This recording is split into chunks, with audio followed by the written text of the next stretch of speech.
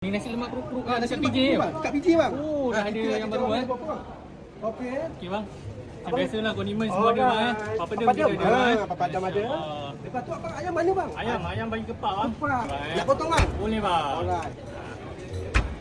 Okey bang. Okey. Kita famous dengan kuku dia bang. Ini lah kerupuk dia bang. Kita betul-betul tolong baca bang. Order baru buat bang Baru buat. InsyaAllah. Tak bagi berapa bang? Daripada pukul 11 sampai 2 malam. 2 malam. Setiap hari bang InsyaAllah bang. Kita tak ada cuti bang. Tak ada cuti bang Tak ada bang. Ni bang. Baik bang Okey. Oh, gini-gini lah. Itu biasa bang? Sama biasa. bang Alright. Abang Okey. bagi paru sikit bang. Baru sikit. Okey, bang. Okey. Wah, ini Abang nak paru bang. abang original ni paru nak. InsyaAllah bang. Abang lagi bang. Okey, siap bang. Kita ada Ada apa lagi bang? ayam goreng sambal hijau, Sambal hijau, rendang daging, ada daging, rendang ayam, ayam tempoh, ada. kangkung, Okey. tiga. Boleh. Kerang sambal. Kangkung crispy dia bang. Kangkung crispy dia tak ada bang. Ni Tak ada, macam ni je bang. boleh bang. Boleh bang Boleh.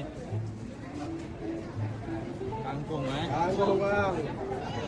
Okey bang. Alright. Dia harga satu set ni. Okey.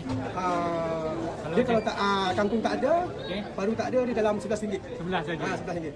Tapi kalau satu set macam ni, campur-campur, Ah. dalam RM15-19 lah. Okey, kena tengok kaunter abang. Okey, kasih kita Seri Kembangan Aha. LNT 1. Oh, Lestari kita Perdana. boleh. Okey bang. Gitu. Alright.